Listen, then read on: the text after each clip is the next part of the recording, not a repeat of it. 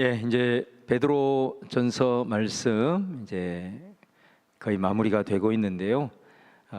우리가 베드로전서를 시작하면서 그 편지를 받는 수신자, 흩어진 나그네로 우리 그리스도인의 정체성을 표현한다 그랬습니다.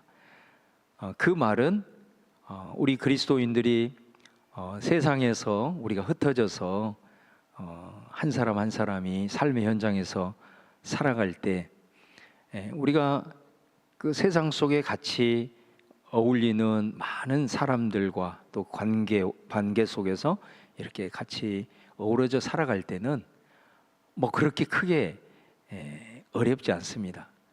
그냥 뭐 조금 그렇다 치더라도 그냥 이렇게 같이 살아갈 수가 있는데 좀 시대가 혼탁하고 영적으로 많이 암흑기가 되면은 정말로 그리스도인들이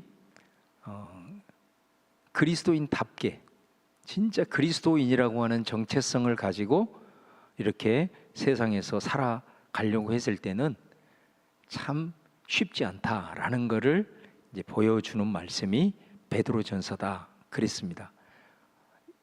그렇기 때문에 그리스도인들을 세상에 마치 홀로 여기저기 떠돌아다니는 그 외롭고 쓸쓸하고 또 대접받지 못하는 나그네로 묘사하는 이유가 바로 그리스도인이 세상에서 그리스도인답게 살아가는 것이 마치 나그네와 같은 쉽지 않는 삶의 여정이다라는 것을 말씀하고자 했다라는 것입니다.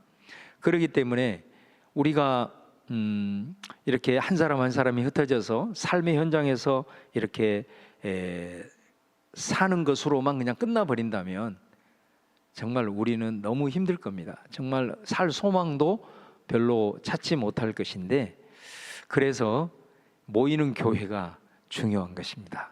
왜냐하면 교회라고 하는 것은 우리 그리스도인들이 어찌든 하나님의 마음을 품고 이 사회가 혼탁한 세상이지만은 그래도 하나님의 말씀의 기준을 따라서 이 말씀대로 한번 살아보려고 애를 쓸 때에 혼자의 힘으로는 절대 안 된다는 거예요. 바로 교회 안에서 힘을 받아야 되고 영적인 에너지를 받아야 되고 또 우리 같은 형제 자매들 안에서 서로 격려해주고 서로 함께 칭찬해주고 도와주고 지지해주는 이런 것들, 그리고 위로부터 부어주시는 성령님의 능력으로 우리가 무장하는 이 교회 공동체가 있기 때문에 그럼에도 불구하고 나그네와 같은 그런 삶의 여정일지라도 포기하지 아니하고 그 길을 주님 오시는 그날까지, 나를 부르신 그날까지 꿋꿋하게 걸어가는 줄로 믿습니다. 그래서 베드로전서에서는 이 교회의 중요성을 특별히 강조를 하고 있는 것이죠. 그래서 이 마지막 부분도 5장이 이제 베드로전서 마지막인데 이 마지막 부분에서도 그래서 마지막 교회를 향한 권면을 하는 겁니다. 우리가 지난 시간에 살펴본 대로 세대별로 먼저는 기성세대들에게, 또 그 다음에는 젊은 세대들에게, 그리고 모든 세대들을 포함해서 이제 권면을 하고 있는데, 자, 오늘은 이제 거의 마지막 부분에 있어서 어떻게 보면 권면 중에서는 마지막 권면이라고 할 수 있는데, 마지막 권면이기 때문에 좀 더 특별히 우리가 좀 중요성을 인지하고 이 말씀을 우리가 받았으면 좋겠다라는 생각이 듭니다. 바로 그것이 뭐냐면은 영적인 그런 측면을 오늘 특별히 이제 강조를 하고 있습니다. 우리가 이 세상을 살아가는 것이 우리가 눈에 보이는 것이 다가 아니고 오히려 보이지 않는 그런 영의 세계, 그러나 보이지 않기 때문에 우리가 늘 의식하지 못하고 그냥 쉽게 흘러가 버릴 수가 있는데, 특별히 놀랍게도 이제 우리 그리스도인에게는 눈에 보이지 않는 이 영의 세계에 대한 눈을 제대로 뜨지 못한다면은 우리가 나그네로 정말 그리스도인으로서 세상을 살아갈 때 정말로 때로는 많이 무너지고 실수하고 그럴 가능성이 많기 때문에 아마 이 베드로 사도도 오늘 이 중요한 말씀을 권면의 마지막 부분에 이렇게 주고 있지 않나 이런 생각을 해봅니다. 자, 그 권면 오늘 우리가 봉독한 8절 말씀에 보시면 근신하라, 깨어라, 너희 대적 마귀가 우는 사자같이 두루 다니며 삼킬 자를 찾나니. 근신을 하라는 말이 무슨 말이겠어요? 정신을 바짝 차려라, 그런 말이에요. 정신을 바짝 차려. 그러니까 왜 우리가 정신을 바짝 차려야 한다라고 얘기를 하냐면 바로 마귀가 우리를 대적하기 때문이다. 그 말을 하고 있는 것이죠. 여러분, 우리가 가끔 이게 TV에 보면은 야생 동물들의 그런 생활을 찍은 그런 다큐멘터리들이 다시 자주 이렇게 나오게 되는데, 아주 자주 등장한 동물 중에 하나가 이제 사자가 많이 나오잖아요. 근데 이 사자가 우리가 봤을 때는 시도 때도 없이 막 사냥하고 막 눈에 보이는 대로 막 다 죽이고 뭐 그런 것 같은데 절대로 그러지 않아요. 사자는 거의 하루 중에서 거의 대부분을 뭐 하는 줄 아세요? 잠을 잡니다. 완전히 사자는 잠꾸러기래요. 대부분 잠을 자다가 정신 차릴 때는 언제냐? 배고플 때. 그래가지고 잠자면서 힘을 완전히 축적을 해놓고 그 다음에 배고플 때 일어나서 이렇게 사냥을 하게 되는데, 진짜 사자가 배고플 때는 사자처럼 무서운 동물이 없다라는 거죠. 그래서 이렇게 특별히 이제 자기를 뭐 공격을 하려고 이렇게 하는 경우에 사자 으르렁거리는 소리 한번 들어보셨어요? 들어보세요. 이 사자 실제로 으르렁거리는 소리를 듣잖아요. 그러면은 진짜 몸이 굳어져 버릴 정도로, 그 정도로 강력한 그 소리가 그냥 어마어마하다라는 것이죠. 그러니까 배고플 때는 완전히 집중을 해가지고 그 사냥을 하고 그 사냥에 이제 성공을 하게 되는데, 오늘 마귀를 표현하면서 우는 사자와 같다, 그렇게 표현을 하고 있습니다. 그러니까 여러분, 사자는 배고플 때만 사냥을 하지만은 마귀는 배가 부른 적이 없어요. 마귀는 항상 배가 고파. 그렇기 때문에 오늘 말씀에도 보세요. 매 순간 삼킬 자를 찾아다닌다, 그렇게 말하고 있는 것을 보게 됩니다. 그러니까 그리스도인은 마귀의 입장에서 보면 완전히 우리는 마귀의 표적인 거예요. 우리가 예수 그리스도를 믿는 순간 저와 여러분은 눈에 보이지 않지만 이 악한 영, 이 마귀의 일종의 블랙리스트에 여러분들의 명단이 다 올라간 사람들이다라는 것입니다. 그래서 우리를 삼키기 위해서 우는 사자처럼 늘 우리 주변을 어슬렁거리면서 노려보고 있다라는 것입니다. 우리가 영적 전쟁을 표현하는 에베소서 6장 12절 말씀해 보시면 한번 이 말씀 같이 한번 읽어보도록 하겠습니다. 시작. 우리의 씨름은 혈과 육을 상대하는 것이 아니요 통치자들과 권세들과 이 어둠의 세상 주관자들과 하늘에 있는 악의 영들을 상대함이라. 그러니까 여기서 보면 씨름, 우리의 싸움은 뭐라고 얘기합니까? 혈과 육을 상대하는 것이 아니라, 혈과 육은 보이는 사람들이란 말이에요. 보이는 것들과의 싸움이 아니다라고 영적 전쟁을 아예 사도 바울이 선포를 하고 있습니다. 자, 그런데 이 싸움이라고 하는 말을 표현할 때 전쟁이라는 말, 무슨 전투라는 말, 혹은 진짜 말 그대로 싸움, 이런 표현을 쓰지 않고 씨름이라는 단어를 쓰고 있다는 거예요. 씨름. 그러니까 씨름이 영어 성경에 보면은 레슬링 이렇게 돼 있어요. 레슬링. 그러니까 우리 고대 그리스 그 운동 경기 중에 그 레슬링, 여기 올림픽 뭐 채택이 돼가지고 레슬링을 실제로 하잖아요. 그러니까 여러분 뭐 영화 글래디에이터 뭐 이런 그 로마 시대를 배경으로 하는 영화를 보면은 이 레슬링이 어떤 거냐면 그 콜로세움, 그 원형 경기장에서 많은 사람들이 막 지켜보는 가운데 거기에서 이 검투사들이 나와가지고 그 싸우잖아요. 그것이 레슬링인 거예요. 그러니까 이 검투사들은 뭡니까? 포로에서 끌려와가지고 좀 싸움 깨나 하는 애들을 그냥 붙여놓고 한 사람이 죽을 때까지 싸우는 것이 레슬링이란 말이에요. 그것을 보고 막 즐기고, 그러니까 얼마나 악합니까? 그러니까 로마가 하나님의 진짜 어떻게 보면 심판을 받아서 망한 것 같아요. 내가 봤을 때는 세상에 그 사람의 생명을 그렇게 갖다가 자기 그 희락의 도구로 죽을 때까지. 그러니까 이 레슬링이라고 하는 것이 원래 뭐냐면은 두 사람을 딱 붙여놓고 한쪽이 죽어야 끝나는 게 레슬링인 거예요.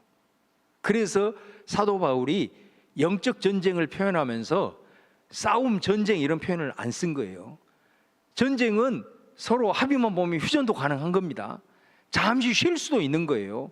그러나 이 콜로세움에서 이루어지는 이 레슬링은 한쪽이 죽어야만 끝나는 것이 레슬링이기 때문에 바울은 영적 전쟁을 얘기를 하면서 레슬링이라고 그렇게 표현을 하고 있는 것입니다. 그래서 여러분, 이 영적 전쟁, 마귀와 우리와의 전쟁은 한쪽이 죽어야만 끝나는, 쉼이 없는, 나는 쉬어도 마귀는 안 쉬는 뭐 이런 것이 사실은 영적 전쟁이라는 것을 우리가 좀 기억을 할 필요가 있다는 거죠. 여러분, 예수님이 공생애를 시작을 하면서 그 세례를 받고 난 다음에 하나님의 나라 사역을 하기 위해서 먼저 광야로 가서 금식을 하지 않습니까? 근데 금식을 하고 있을 때 마귀가 슬그머니 오잖아요. 마귀가 뭐예요? 유혹하잖아요. 그러니까 여러분, 예수님이 세례를 받고 성령이 비둘기처럼 임했다라는 것은 예수님이 세례를 받고 성령으로 충만했다라는 거예요. 비둘기처럼 성령이 임했다라는 것은, 그래서 사도행전 10장 38절에도 성령이 정말로 그 불같이 임해서 기적을 나타내고 선한 일을 행했다 이렇게 표현을 하지 않습니까? 그런 예수님이, 그래서 누가복음 실제로 4장에 보면은 예수님이 세례를 받고 나서 성령이 충만했다 이렇게 얘기를 하고, 그러니까 성령이 충만한 가운데 금식하면서 그렇게 있는데 마귀가 우리가 생각했을 때는 성령 충만하니까 이거 해봤자 번전도 못 빼겠구나 그럴 것 같은데, 마귀가 예수님을 언제 유혹했다고요?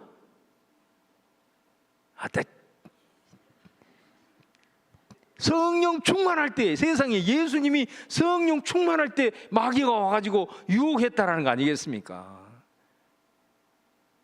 이게 얼마나 기가 막힌 일이냐 이거예요. 베드로 여러분 자신도 그런 체험을 했잖아요. 우리 마태복음 16장 잘 아는 말씀에 보면은 베드로가 예수님이 그 가이사랴 빌립보에서 너희는 나를 누구라 하느냐 그랬을 때 베드로가 16절 말씀에 주는 그리스도시요 살아계신 하나님의 아들입니다 이렇게 고백을 했어요. 유명한 신앙 고백 아니겠습니까? 이 고백을 들은 예수님이 뭐라고 했습니까? 17절 말씀에 보니까 예수님께서 대답하여 이르시되 바요나 시몬아 네가 복이 있도다. 이를 내게 알게 한 이는 혈육이 아니요 하늘에 계신 아버지시니라. 예수님이 그렇게 말씀을 했다. 그러니까 베드로, 네가 지금 한 그 신앙 고백은 정확하게 내 아버지의 뜻이다. 진짜 하나님 마음에 가장 합당한 그 신앙 고백을 네가 했구나. 그 말을 예수님이 그렇게 하면서 칭찬을 하신 거예요. 어마어마한 칭찬이잖아요. 네가 이런 신앙 고백을 할 수 있다면 내가 그 신앙 고백을 하는 교회에 천국의 열쇠를 주겠다라고 할 정도로 그 예수님의 칭찬을 받았던 베드로예요.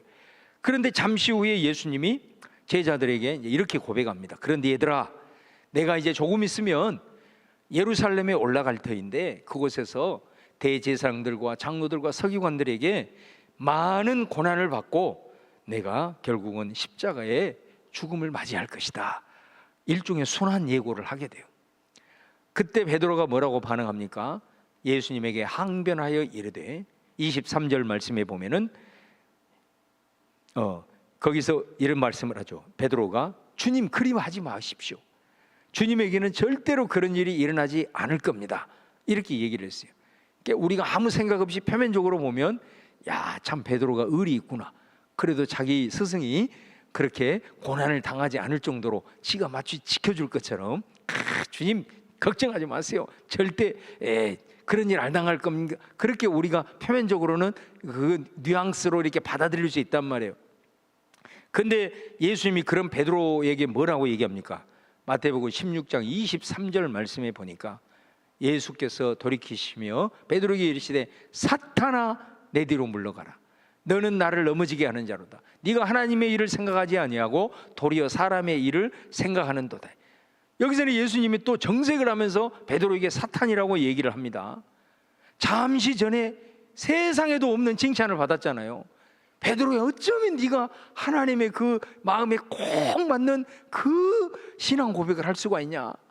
그렇게 칭찬을 받아놓고 잠시 후에 베드로는 예수님에게 사탄 취급을 받아버린다 이 말이에요.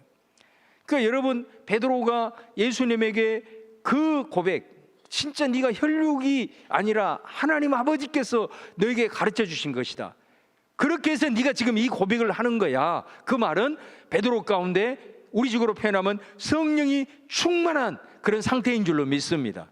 그런데 그 성령 충만했다가 갑자기 베드로는 그냥 사탄이 되어버린 거죠. 그는 뭐를 의미하겠어요?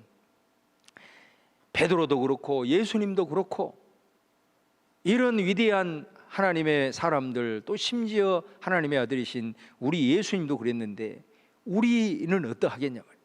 우리가 아무리 성령 충만하고 또 그것이 성령 충만한 상태에서 내가 안전하다고 하더라도 놀랍게도 여러분, 그 순간을 놓치지 않고 거기에서도 틈새를 발견해서 달려들어서 덤벼드는 것이 마귀다. 오늘 그 말씀을 하는 거예요.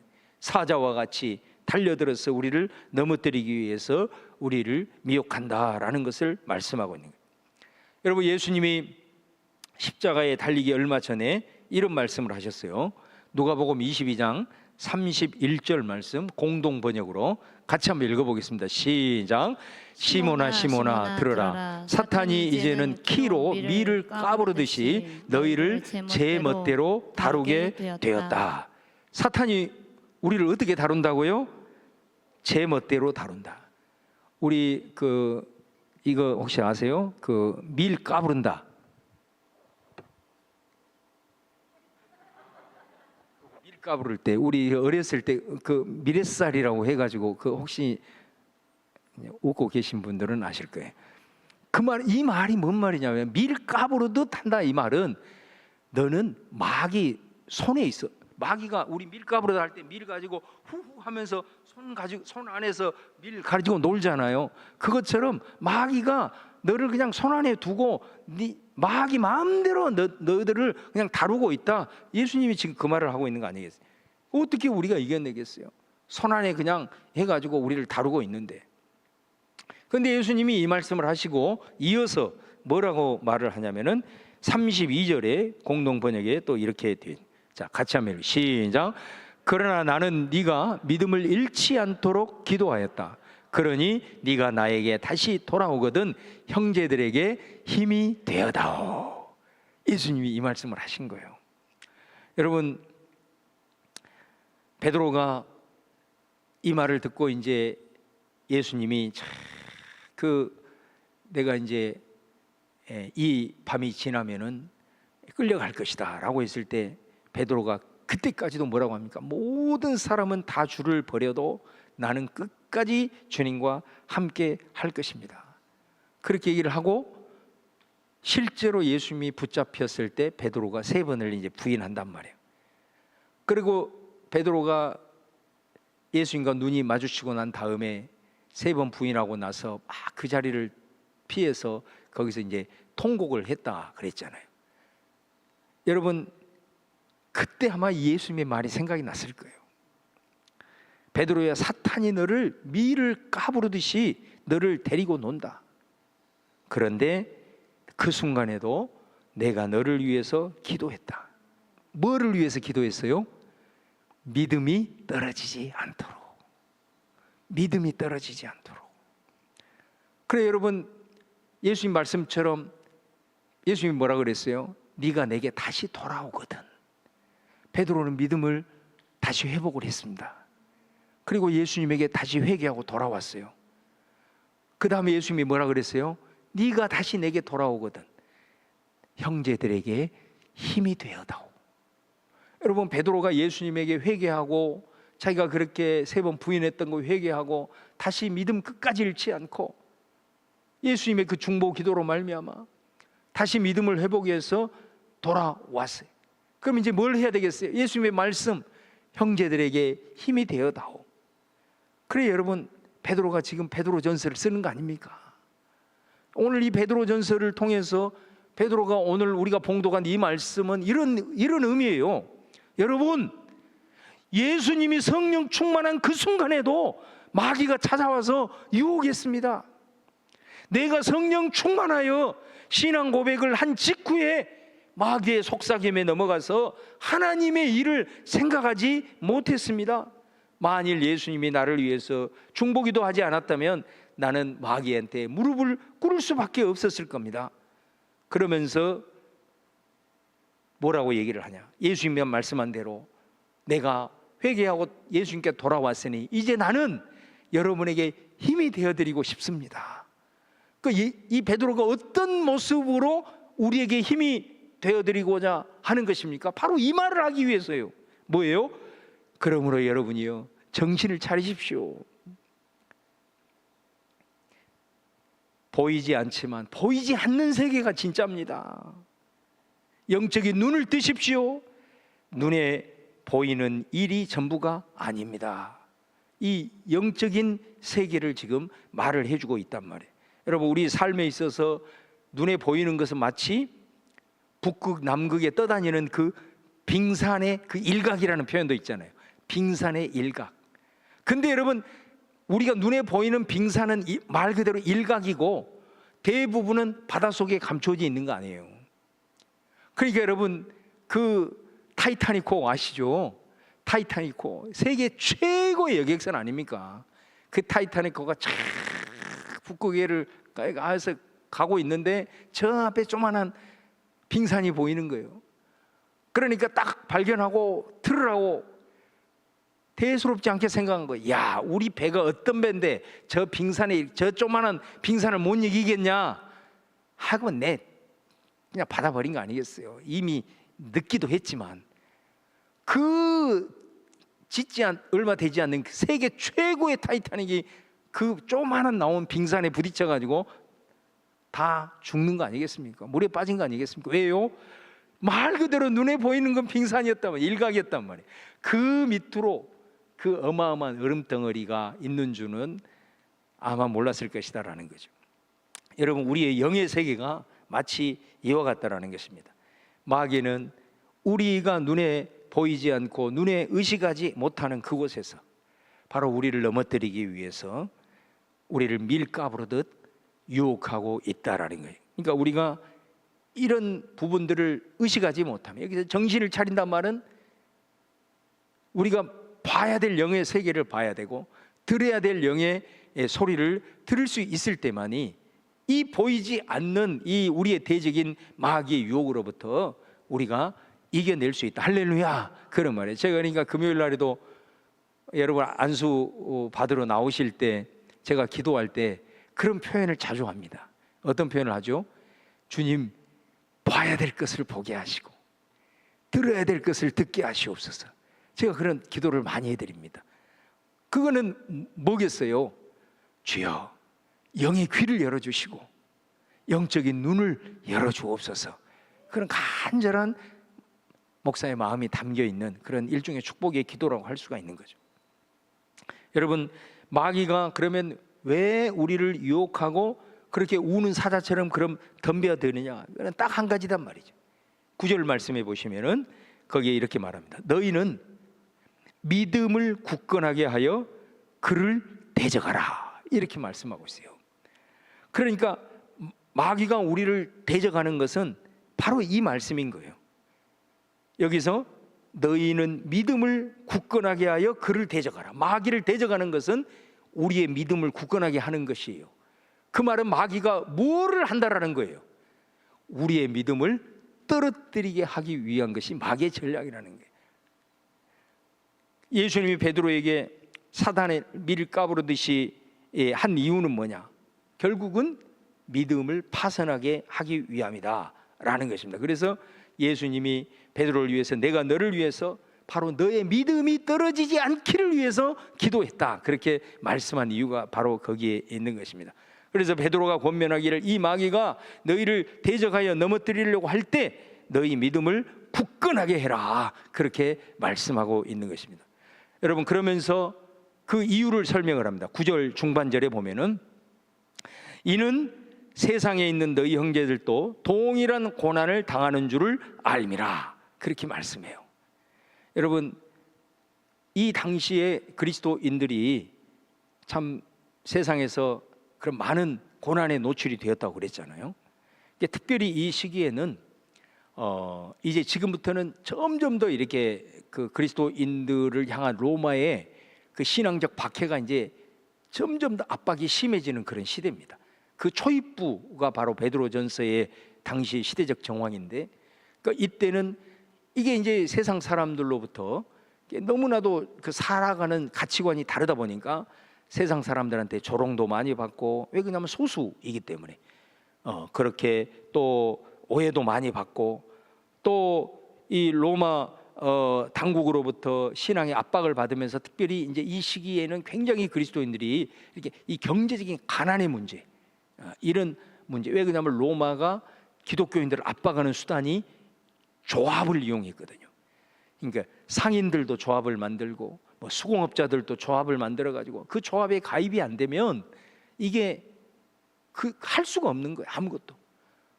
근데 그 조합을 이용해 가지고 나중에는 어떻게 합니까? 뭐 황제를 숭배하게 하고 이런 식으로 계속해서 정책적으로 몰아가니까 그런 조합에 그리스도인들이 가입을 할 수가 없는 거예요. 어떻게 그런 조합들을 이길 수 있겠어요?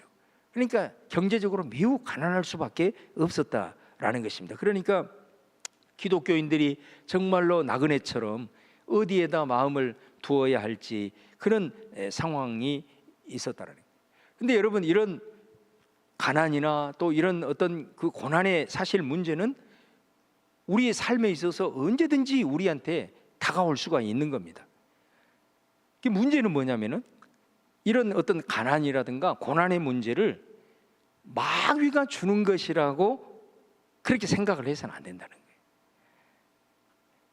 세상에 막 우리를 조롱하고 이런 것이 마귀 짓이다, 이렇게만 생각해서는 안 된다는 것입니다.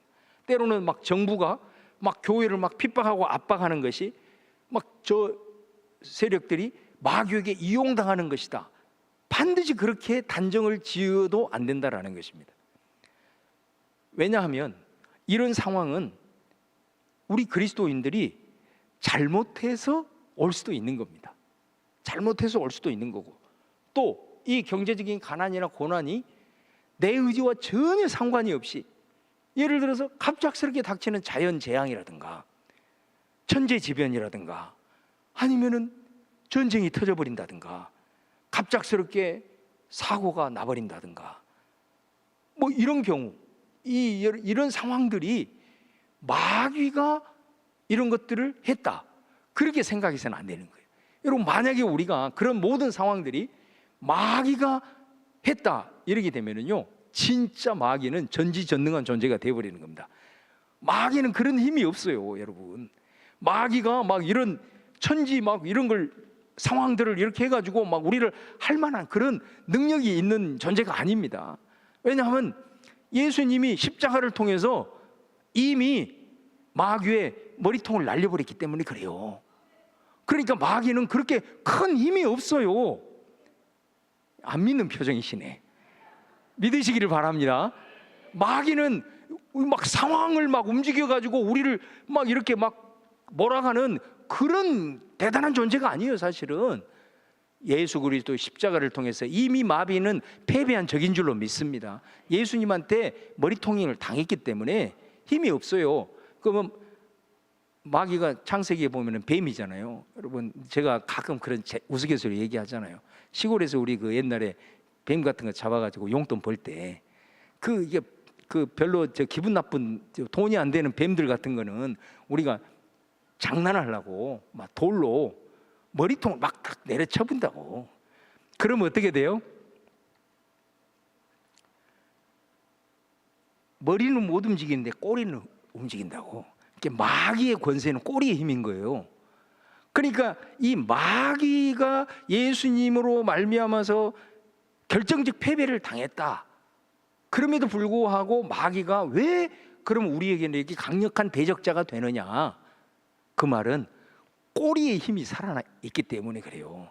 그 꼬리의 힘이 뭐냐면 유혹하는 겁니다. 미혹하는 거예요. 마귀라는 존재는 이 세상 돌아가는 모든 상황을 쥐어잡고 흔든 그런 존재가 아니에요. 그 정도로 강력한, 전능한 막 우리 하나님처럼 그런 존재가 아니에요. 마귀는 꼬리의 힘이에요. 꼬리의 힘. 머리는 이미 십자가에 된통 당했기 때문에 꼬리만 살아가지고 살랑살랑 흔드는 거예요. 그 꼬리의 힘이 뭐라고요? 유혹하는 거예요. 유혹하는 거. 자, 그러면 우리가 가난에 처할 수 있어요. 가난이 예를 들어서 오래 가요. 그러면 우리 그리스도인들은 아니, 이런 상황이 되면 우리가 어떤 생각을 순간 하게 되냐면, 아니, 지금 마귀가 나 하나님 이렇게 섬기고 사랑하는데 이 마귀가 이렇게 나를 이렇게 휘두르는데 우리 하나님은 뭐하고 계시나, 이렇게 해가지고 우리가 하나님에 대한 섭섭증이 막 생기잖아요. 왜 이런 생각이 드냐? 마귀가 이 상황을 이용해서 유혹하는 것입니다. 마귀가 하는, 우리를 대적하는 것은 뭐냐면, 우리에게 부딪히는 여러 가지 이런 고난과 상황의 앞에서 하나님에 대한 신뢰를 무너뜨리기 위해서 우리들의 마음을 도적질한다고. 이게 마귀가 우리를 대적하는 일이다, 이 말이에요. 여러분 봐보세요. 만약에 우리가 부딪히는 가난과 여러 가지 역경과 뜻하지 않는 어떤 질병의 문제가 마귀가 한다? 그거는 굉장히 위험한 생각이에요. 그거는 마귀는 그럴 힘이 없다라는 거예요. 그럼 문제는 뭐라고요? 그런 상황은 내가 아무리 의롭게 살아도 내 의지와 상관없이 어떤 상황에 올 수가 있는 겁니다. 여러분, 심지어 그리스도인들은 어때요? 의를 위해서 고난을 받을 수 있는 사람이 그리스도인이잖아요. 하나님의 나라를 위해서 내가 가난을 선택할 수 있는 그런 사람이 그리스도인이잖아요. 그런데 우리가 살아가면서 그냥 순간순간 다가오는 가난의 문제, 또 순간순간 다가오는 고난의 그런 문제, 어떤 사람은 하나님 나라를 위해서 가난을 선택하고 하나님 나라를 위해서 어려움을 선택하는 그런 사람도 있는데, 삶을 살아가면서 모든 세상 사람들이 한두 번, 또 때로는 정도에 따른 차이가 있는 그런 고난을 직면하면서 그것을 가지고 막 하나님에 대한 원망을 가지고 믿음에서 떠나버린다면 그거 안 되잖아요. 마귀가 그것을 하는 거예요. 그 상황을 이용해서 하나님을 신뢰하지 못하도록 우리의 마음을 도둑질하는 거예요. 우리가 가난 가운데 내몰렸을 때 마귀가 그 틈을 이용해 가지고 꼬리로 우리를 살랑살랑 유혹하는 거예요. 뭐라고 유혹해요? 야, 예수 믿고 부자 되고 형통한 사람 네 주변에 널렸는데 너는 왜 그 모양이냐, 이렇게 미혹을 하는 거예요. 하나님이 너 사랑하면 그러겠냐? 야, 아무리 봐도 하나님은 너 선택 안 한 것 같다. 너도 네 길 가거라. 이런 식으로 유혹을 하는 거예요. 마귀가 하는 짓은 이런 짓인 거예요. 이게 영적 전쟁인 줄로 믿습니다. 그래서 결국 하나님을 신뢰하지 못하게 하는 거예요. 하나님을 의지하지 못하게 우리를 만들게 한다라는 것입니다. 우리가 하나님의 나라에 천국에 갈 때까지 우리들의 인간 사회에 이 고난의 문제를 우리가 어떻게 다 완벽하게 극복할 수가 있겠습니까? 문제는 그 상황을 이용해서 우리의 마음에 속삭이는 마귀의 음성을 우리가 분별을 하라는 거예요. 마귀가 우리 가운데 눈에 보이지 않는 영역 속에서 장난하고 있는 것들을 우리가 영적으로 분별을 하고, 이 마귀의 목표는 오직 하나님을 신뢰하지 못하고, 그래서 여러분, 그 영적 전쟁에 실패를 해버리면 우리가 예수 그리스도를 믿어도 전혀 믿는 사람답지 못하는 거예요. 영적 전쟁에 실패를 해버리면, 마귀의 꼬리치는 힘에 넘어가 버리면은 그냥 예수님을 믿어도 저 사람이 예수님을 믿는지, 오히려 예수님을 믿는 그런 사람들 때문에 믿으려고 하다가도 안 믿어버릴 수가 있다. 왜냐하면 예수님을 믿는 사람이 고난이 살짝만 와도 그냥 세상 다 떠나갈 것처럼 좌절하고 낭망하고 이렇게 살아가고 늘 막 한숨 쉬고 이렇게 산다고 한다면, 예수 그리스도를 믿으려고 하다가도 아이고 이렇게 될 수가 있다, 이 말이에요. 이게 마귀한테 영적 전쟁에서 당하게 되면 그렇게 된단 말이에요. 예수님을 믿어도 전혀 예수님을 믿는 사람다운 어떤 담대함이라든가 어떤 예수님을 믿는 사람다운 어떤 그 거룩함의 그런 모습들이 우리 안에 나타날 수가 없다라는 겁니다. 여러분이 이 시대가 얼마나 음란합니까? 지금 음란한데 예수 그리스도를 믿는 사람들이 이 시대에 이런 음란한 이런 시대 속에서 말이에요, 마귀가 꼬리를 살랑살랑 치면서 네가 뭐 그렇게 대단하다고, 다 그렇게 사는데 뭐 그렇게 대단하다고 그러면서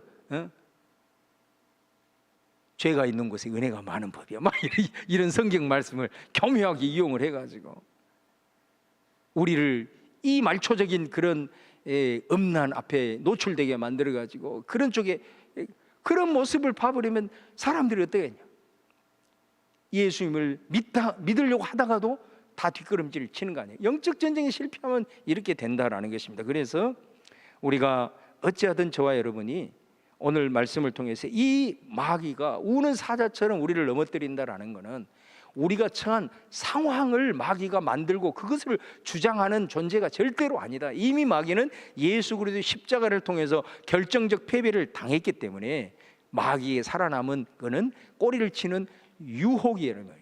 상황을 통해서 하나님 앞에서 멀어지게 만들게 하는 그 유혹을 우리들의 마음에 심어주고 우리들의 빈틈을 들어와서 도적질을 함으로 말미암아서 하나님을 의지하지 않게 하고 무너뜨리게 해가지고 믿음 없는 자처럼 살아가게 만들므로 복음의 문이 막히게 하고, 그리고 나 스스로도 하나님 의지하는 그 능력의 삶을 살아가지 못하도록 그렇게 하는 일을 하게 된다는, 그러므로 너희들이 꼭 정신을 차려서 이 마귀 사탄의 이런 유혹하는 이 미혹의 부분들을 영적으로 잘 분별을 하고 이 시대를 분별하고 우리가 어떻게 살아가야 될지 정신을 바짝 차려라. 할렐루야. 그 말씀을 하고 있는 거예요. 제가 오늘 본문이 이 본문이기 때문에 한 주간 동안 이 말씀을 가지고 이제 이렇게 기도를 하는 가운데 하나님께서 제게 감동을 주신 거예요. 감동을 주셨는데 제가 영적 전쟁과 관련돼서 제가 이 말을 여러분들에게 한마디를 꼭 추가로 더 드릴 테니까 오늘 이 말씀을 잘 여러분 기억하십시오. 하나님께서 분명히 저에게 감동을 주신 이유는 우리 성도들에게 꼭 필요한 말씀이기 때문에 오늘 영적 전쟁과 관련돼서 이 말씀을 주신 줄로 저는 확신합니다. 그게 뭐냐면은 여호수아 6장 7장에 보면은 여리고성 전투를 할 때 그 첫 번째 전투잖아요. 이 전투에 의해서 앞으로 남아있는 모든 가나안 전쟁의 첫 단추를 깨는, 이거 잘못 깨면은 끝나는 거예요. 그때 이거는 철저하게 하나님의 방법으로 이기잖아요. 다른 어떤 전쟁보다도 이게 뭐 싸워서 이긴 게 아니라 여리고 전투는 그런 전투잖아요. 그래서 이게 철저하게 이 앞으로 진행될 전투는 하나님께 속한 전쟁이다. 이거를 이스라엘 백성들한테 각인시키고자 했던 거예요. 그러므로 이건 하나님께 속한 전쟁이 내 방법으로 이 여리고를 이길 것이니 너희들도 확실하게 신앙을 고백해라. 그 신앙 고백이 뭐였냐? 하나님께 속한 전쟁, 하나님이 이기게 한 전쟁이었으므로 이 여리고성을 차지했을 때 어마어마한 전리품이 나올 거야. 그 전리품을 하나도 너희들 것 착복하지 말고 이거는 다 하나님께 바쳐라. 그렇게 말씀하신 거예요. 다음에 하고 전쟁을 수행했어요. 그래서 진짜 하나님의 방법으로 여리고성을 차지했습니다. 근데 거기 누가 나와요? 아간이라는 사람이 나와요. 아간이 그 말씀을 부인하고 그 전리품 중에서 일부를 자기가 착복을 해버렸단 말이에요. 그래 결국은 어떻게 합니까? 그 아간의 전쟁으로 인해서, 그 실수로 인해서 그 다음 전쟁에서 이스라엘이 지는 상황이 발생을 해버려요. 지고 나니까 여호수아가 깜짝 놀란 거예요. 여호수아가 아간이 감추는 걸 어떻게 알겠어요? 자기 일도 못 보는데 남의 일을 어떻게 보겠어요? 근데 상황이 져서는 안 될 전투에서 딱 져버리니까 여호수아가 정신이 바짝 나는 거예요.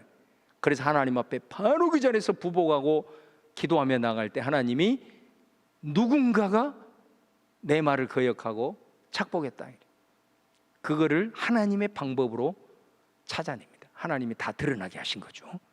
그렇게 해가지고 결국은 아골골짜기, 우리 아골골짝 빈들에도 아골골짜기가 나온 거예요. 아간이 그렇게 사라진 거 아닙니까? 자, 이 사건과 매우 유사한 사건이 사도행전 5장에 나오는 아나니아와 삽비라 사건입니다. 아나니아와 삽비라 사건, 그때 당시에 성령이 충만했는데, 얼마나 성령이 충만했는지 사람들이 자기의 재산을 자기의 것으로 여기지 아니하고 교회에 기부를 하면서 힘든 형제들 같이 똑같이 나누어 주고, 또 예루살렘에 흉년 들어서 어려운 주변의 이웃들에게 우리 구제하자 이렇게 해가지고 성도들이 막 기부를 하기 시작한 거예요. 근데 아나니와 삽비라가 자기 재산을 팔아가지고 그걸 바치면서 그걸 전부, 이건 내 재산의 전부입니다 이렇게 바친 거예요. 거기서 자기가 내가 이렇게 팔았는데 그 중에서 팔을 가져왔습니다. 그래도 얼마나 대단한 일이에요. 엄청나게 칭찬을 받을 일이란 말이에요. 그런데 이거 전부다. 그러니까 베드로가 딱 말해요. 아나니아야, 네 속에 사탄이 충만하여 네가 성령을 속이고자 하느냐. 그래가지고 아나니아와 삽비라. 여러분, 이 두 사건에 공통점이 있습니다. 이 공통점이 뭐냐면 공동체가 부흥을 향하여서, 새로운 발돋움을 향하여서 시작하는 시점이었다는 거예요. 이스라엘 백성이 가나안 전투의 승리의 첫 함성을 울리면서 힘차게 뻗어나갈 순간이었다는 거예요. 가장 영적으로 충만하고 가장 하나님을 의지하고 하나님을 믿고 한번 해봅시다 하고 하는 시점이었다는 거예요. 사도행전 5장도 마찬가지. 초대교회가 세워지고 이 교회를 통해서 많은 사람들이 주님 앞에 돌아오기 시작하고, 그 안에 성령이 성도들의 마음을 움직여가지고 많은 사람들에게 나누고 베풀고자 하는 하나님의 나라가 막 이루어지는 그 첫 단추가 깨어지는 그 시점이었다는 거예요. 공동체가 새롭게 출발하고 새롭게 발돋움하고 새롭게 영적인 부흥을 위해서 해나가는 시점이었다는 거예요. 우리가 겉으로 표면적으로 봤을 때, 아니 하나님 그 조그마한 거 갖추었다고 어떻게 하나님 이렇게 그 사람들을 그렇게 데려가실 수 있습니까? 우리가 그렇게 질문할 수도 있습니다. 그러나 여러분, 왜 그렇게 하셨는가? 이 상황이 매우 중요한 상황이라는 겁니다. 그런 측면에서 우리가 교회 공동체도 그렇고, 그 교회가 정말로 기도하고 기도가 살아있고, 그리고 하나님의 어떤 새 일을 위해서 뭔가가 발돋움하려고 하는 그런 영의 역사가 강력하게 나타나고 할 때는 여러분 더 정신을 차려야 돼요. 내가 그 흐름에 같이 가지는 못할지언정 그 공동체의 거룩함을 훼손해서는 안 됩니다. 굉장히 위험합니다. 그거는 어영부영하고 영적으로 무기력해져 있고 하나님의 사명도 제대로 감당 못하고 교회 안에 막 이리저리 다툼도 있고 모르겠어요. 이런 공동체라면 막 그런 일들 일어날 수도 있고 저런 일들 일어날 수도 있고 뭐 개인적으로 완전히 뭐 무너질 수도 있겠지만은, 교회가 뭔가를 위해서 하나님을 향해서 발돋움하고 성도들이 깨어서 영적인 부흥을 이루려고 하고, 그리고 하나님의 거룩한 뜻을 위해서 애써 나가려고 하고 성령이 운행하는 그 공동체 가운데서는 여러분 정말로 하나님이 기뻐하지 않는, 특별히 음란의 문제, 이런 것들은 치명적입니다. 여러분, 거룩함을 훼손해서는 안 돼요. 그 걸어가는 길에 내가 편승은 못하더라도 반드시 영적으로 충만한 공동체 앞에서는 드러나게 돼 있습니다. 하나님이 다 벌거벗겨 버리십니다. 여러분 꼭 기억하셔야 돼요. 이 감동을 계속해서 이번 한 주간 동안 하나님이 주신 거예요. 기억하면서 이런 흐름 속에서 내 자신을 돌아보고 정말로 하나님 앞에서 다시 마음을 새롭게 하고, 정말로 우리의 가정과 또 우리의 교회 공동체 이 거룩한 행진을 위해서 우리가 함께 마음을 모두어서 더 기도하고 하나님 앞에 의탁하며 나아가는 그런 한 분 한 분이 될 수 있기를 주님의 이름으로 축원을 드립니다. 우리 금요 심야 기도에 나오신 우리 사랑하는 우리 기도자들, 정말로 여러분 한 사람 한 사람은 믿음 안에서 잘 세워져 있을 줄 알고, 어느 때보다도 중보가 많이 필요하고 어느 때보다도 우리가 깨어서 기도해야 될 아주 중요한 시점이라는 것을 우리가 좀 기억하시면서 오늘 이 마귀 사탄이 보이지 않는 영역에서 이렇게 미혹하고 무기력하게 하는 이런 것들을 영적으로 분별하면서 강하고 담대하게 어둠의 권세들을 대적하여서 승리하는 여러분 되시기를 주님의 이름으로 축원을 드립니다.